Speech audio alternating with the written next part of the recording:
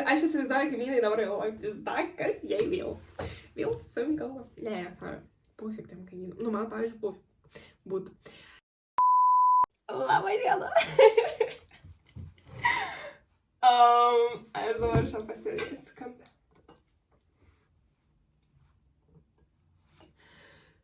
Ką tik grįžau po važinėjimo longboardu.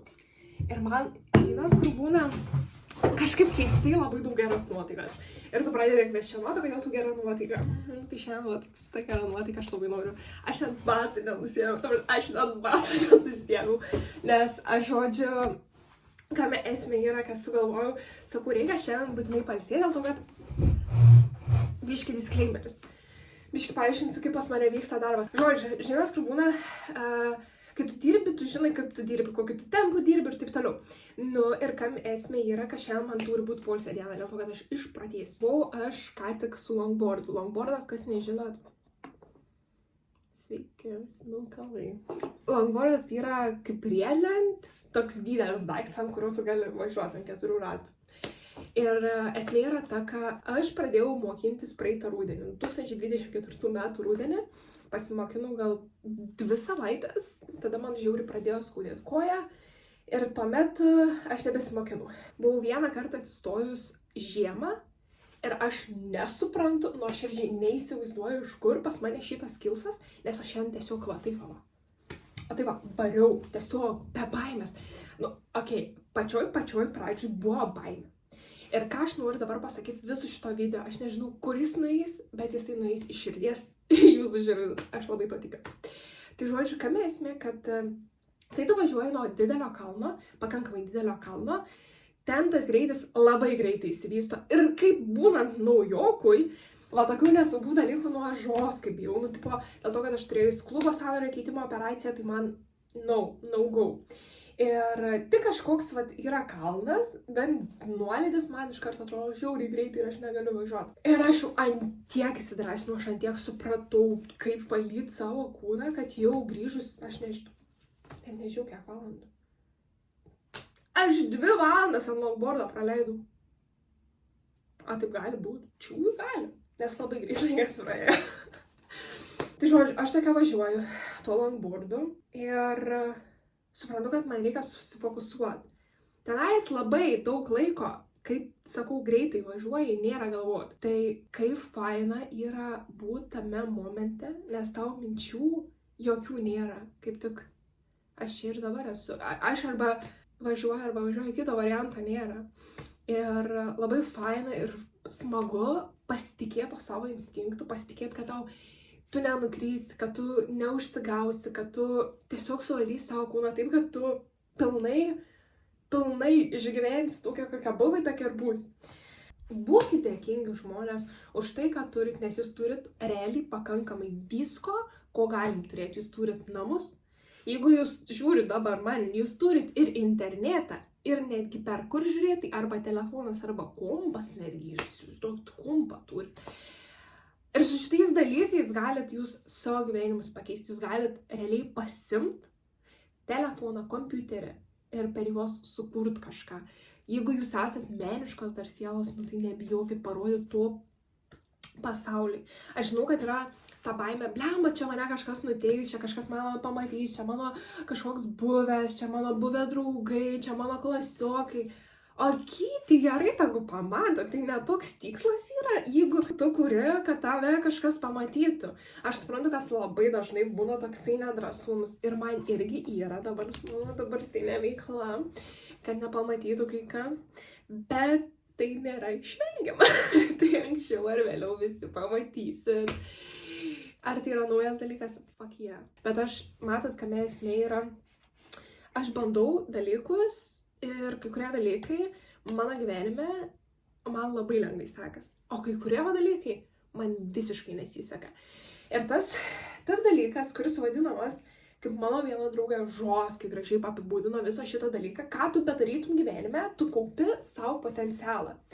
Savo potencialą ir tu didelį maišą įsivaizduoji, kad tu turi to potencialo ir tu, sakykim, ką aš esu gyvenime darius, nu tai yra, aš esu kažkada dalinusis, kiek aš ten tų turėjus, esu mažų nevykusių versliukų. Dabar, kada pasakyčiau, kad jie yra nevykę, aš net ne, man kažkaip net atrodo, kad jie turėjo įvykti, man turėjo kažkas nepasisekti, nors aš tenais tiek daug išmokus buvau dalykų, ta prasme, nuo A iki Z aš tau galiu padaryti internetinę svetainę. Aš dabar to nedarau, nes man nepatinka.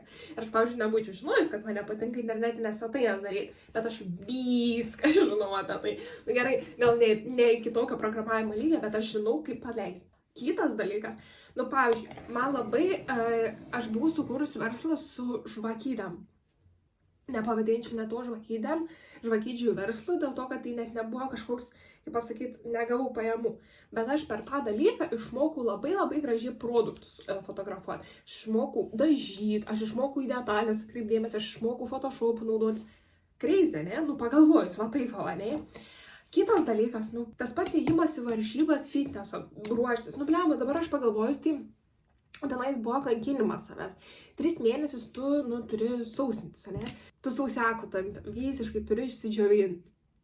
Bet aš per tą laikotarpį supratau, pavyzdžiui, kad nereiktų vis dar melktis, jeigu tu neseki finansų, tu negali sau leisti savęs skriaust per tokius dalykus. Negali, nes tai per daug kainuoja. Tai nes aš po to ir susirau depresiją. Mano tų fitnesų, tas nebuvo. Bet dabar aš turiu pakankamai greitą atsistatymą raumenų, nes jau buvo atidirbta viskas. Tai tas labai faina. Ir, žodžiu, ką aš norėjau pasakyti, kad viskas, ką tu bedarytum gyvenime, kas tu galbūt nepasisekė, man nepasisekė fitnese, tai eina šikt. Pagalvojus, aš išlipu ant scenos, nemokėjau catwalko, man atrodo taip vadinas, taip kaip turėjo būti pagal taisyklės, dėl to, kad mane netaip mokino. Aš užėmiau paskutinę vietą, 7 iš 6 planų. Bet aš žinau, kaip, pavyzdžiui, pozuoti. Visas tas dalykas, ką tu kaupi per visą savo gyvenimą, visos patirtis, visi žmonės, kreisi apie žmonės, tai aš kažkada po metų pakalbėsiu. Kodėl tam tikri žmonės turėjo atsirasti mano gyvenime ir kodėl aš esu šoskai jiem dėkinga, nors iš vienos pusės, nors jie tokių šūdų mano gyvenime pridarė, kad kreisi. Tai tu turi į viską žiūrėti pozityviai. Ir čia nėra tas tipo, nes aš galvoju, kad aš biškai per daug pozityvus žmogus, nes aš stengiuosi, pavyzdžiui, nežiūrėti žinių. Aš stengiuosi nežiūrėti ant siaubo filmų. Ne tai, kad stengiuosi, bet aš realiai nežiūriu siaubo filmų, nes mano psichikai tai vis tiek kažkas lieka. Pavyzdžiui, kažkas. Ir aš nenoriu, kad tai liktų. Tai žodžiu, aš turiu tokį clean, positive vibes only dalyką. Ir aš galvoju, kad tas positive vibes only dalykas, kad aš neįsileidžiu pas save į galvą šūdų, yra blogai. Kodėl aš taip galvoju, nes nepastebėjau, kaip su manim elgiasi vienas ir kitas žmogus.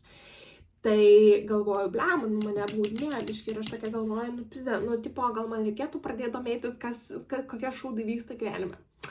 Bet kame esmė yra, ar tu domiesies tai šūdais gyvenime, ne, kurie vyksta, tipo, tenais lėktuvai krenta, ten Trumpas ir taip toliau. Šitais dalykais šiaip reikėtų domėtis apie Trumpą. Bet yra tokie, kur, pertrekia kažką, suvažinėjo, tipo, gal ne, gal taip, čia kiekvieno pasirinkimas. Bet esmė yra ne tai, kuo tu nežiūri, bet kaip tu moki savo gyvenimo situacijas, kurios įvyksta. Ir jos dažniausiai nesijaučia tokios pozityvios, žinot. Tokios, galvoju, mane ten, taip nefainai, tai pasinaudojo manim, tenais man šitą, tenais man aną, ten tą, na. Ir tu su tą pagėžą ruošies gyventi ant to bahūro, ant tos draugės, kurių tave išda. Tu ruošies su šituo dalyku gyventi, tai jiem tai pofik, jie tave ten papiso ir paliko, taip sakant. Tau dabar skauda.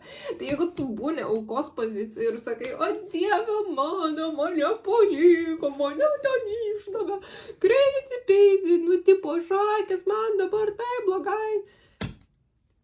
Tau blogai. Ne jiem, kad tau blogai yra tau blogai. Tipo, jeigu tu kitą mąstymą turi, tai reiškia moki pasinaudoti tuo, kad pasižiūrėkime tai, šitą situaciją, ko jinai mane išmokė. Tai jinai man gali gerą duoti.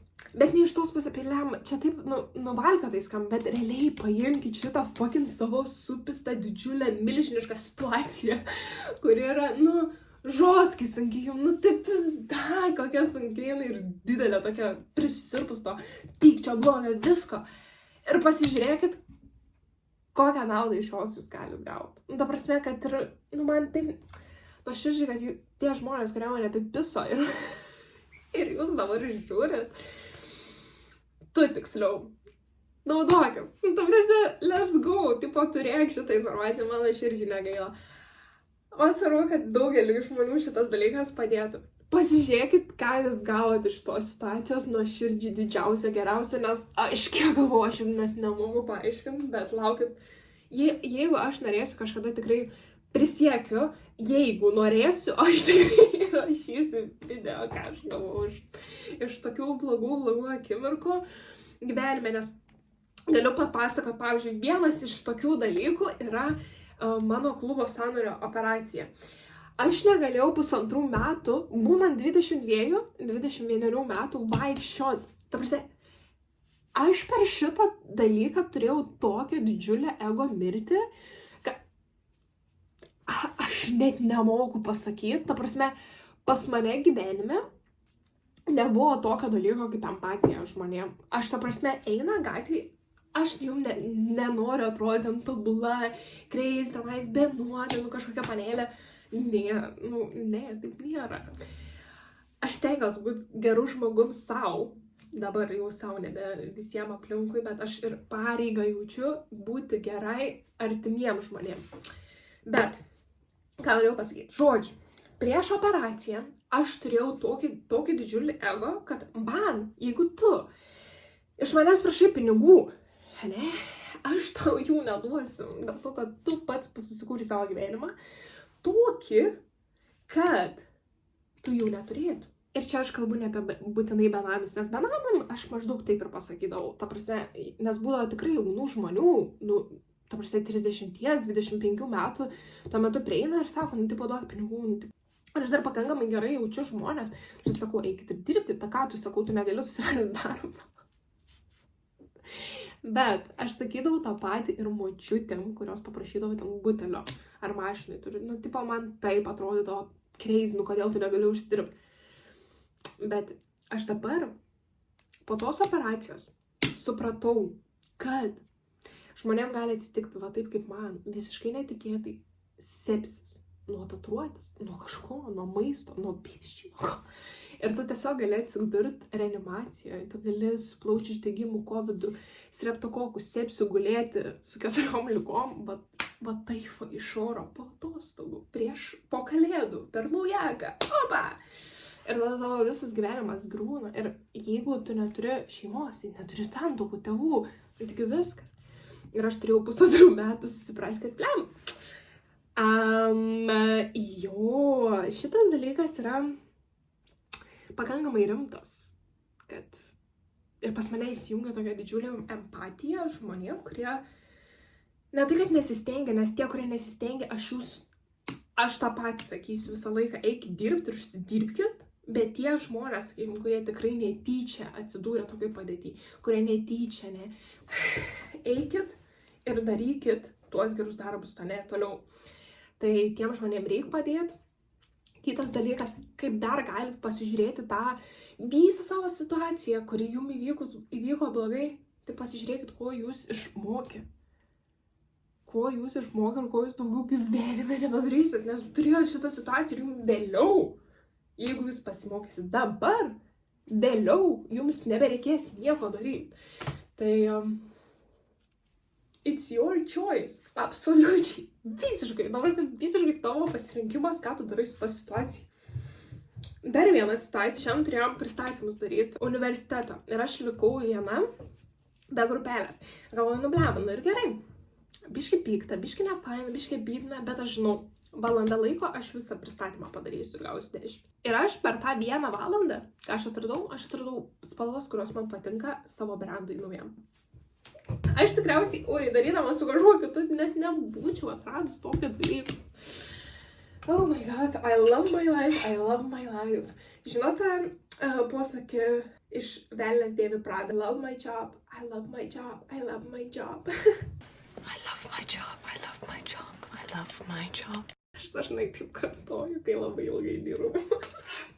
O šiaip, kiekvieną dieną būkite dėkingi už tai, ką turit, nes jūs turit, kaip ir sakau, pakankamai. Turit su kuo kvėpuot, iš ko kvėpuot. Tikriausiai nieko neskauda. Esat šiltoje aplinkoje. Aš visą gyvenimą norėjau, kad mano namai šilti būtų. Ta prasme, čia yra toks biški... The fuck? Čia yra tas trendas. Tik tokį the fuck. Tipo pasikviečia tėvus ir tada sako the fuck, ragaudami šokoladą ir ten kokį keksiuką. Got these Lindor strawberries and creams chocolate, the fuck, and I'm gonna try them.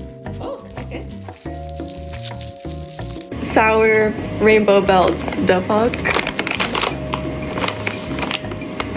I love the packaging already, the fuck. Jūs turit viską, kad jūsų dabar gyvenimas būtų geras. Nuo A iki Z.